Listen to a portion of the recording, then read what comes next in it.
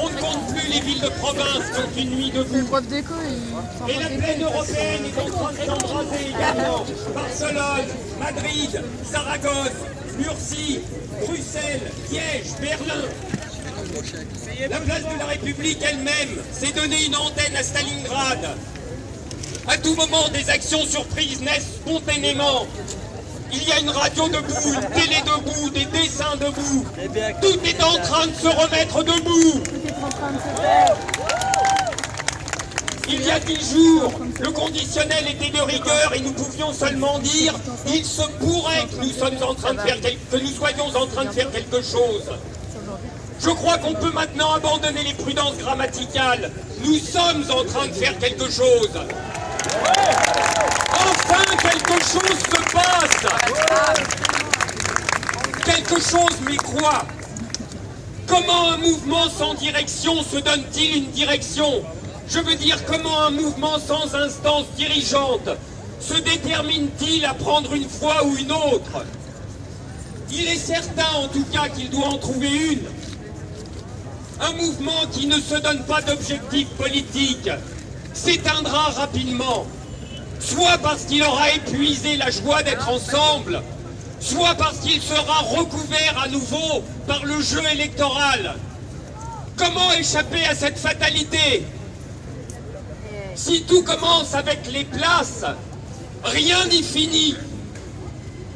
Or, nous nous souvenons de ce qui nous a jetés dans la rue en première instance. C'est la loi El Khomri.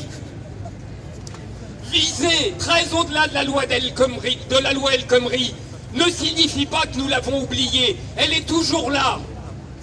Un mouvement a besoin d'objectifs et de victoires intermédiaires.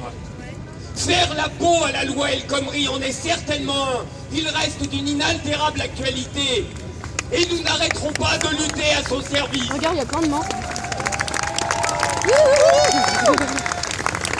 Mais de même que les zadistes n'ont pas seulement en vue un aéroport, mais le monde qui engendre cet aéroport. De même, la loi El Khomri est le rejeton de tout un monde. Dans le monde El Khomri, les salariés vivent dans la peur, et ils sont tenus dans la peur. Il y a de très bonnes raisons à ça. Ils vivent sous l'arbitraire souverain d'un patron qui a tout pouvoir sur eux, parce qu'il tient dans ses mains les conditions fondamentales de leur survie matérielle même. Alors il faut partir de cette expérience commune et en déduire tout ce que nous pouvons. Et d'abord, en se décidant enfin à nommer les choses, le salariat est un rapport social de chantage. Un rapport de chantage qui ne laisse le choix que de plier ou de se mettre en danger. Nommer adéquatement les choses à l'encontre de tous les recouvrements idéologiques du néolibéralisme. C'est peut-être la première étape pour trouver la force de s'en libérer. Car tout le monde aperçoit alors que si pour mettre fin à la peur, il faut mettre fin au chantage et à l'arbitraire patronal, alors il faut mettre fin à l'ordre social qui arme le chantage et l'arbitraire patronal. Et je veux dire, mettre fin, et constitutionnellement, à l'empire des propriétaires.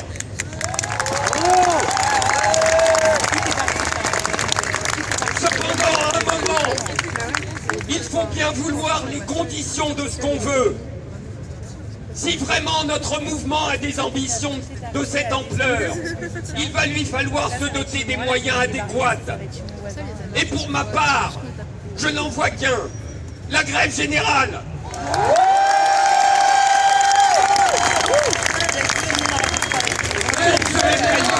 Je ne suis pas en train de lancer un appel à la grève générale. Je n'en ai aucun pouvoir, ni aucune légitimité. Je ne lance pas un appel donc, mais j'énonce une condition. La condition du renversement non seulement de la loi, mais du monde El Khomri. Nous savons bien que les grèves générales ne se décrètent pas d'un claquement de doigts. Mais peut-être pouvons-nous aider à y basculer. Et pour ce faire, en rappeler les immenses vertus la grève générale, c'est que le pays tout entier débraye. Le pays est bloqué. Le pays est bloqué, disent-ils. Car en réalité, c'est l'exact contraire. C'est au moment précis où ils disent que tout se bloque, qu'en fait, tout se débloque.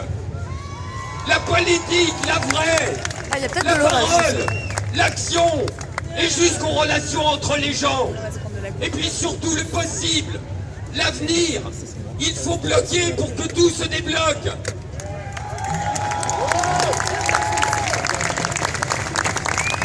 Il y avait trop longtemps que ça craquait de toutes parts. On ne tient pas éternellement une société avec BFM, de la flicaille et du Lexomil.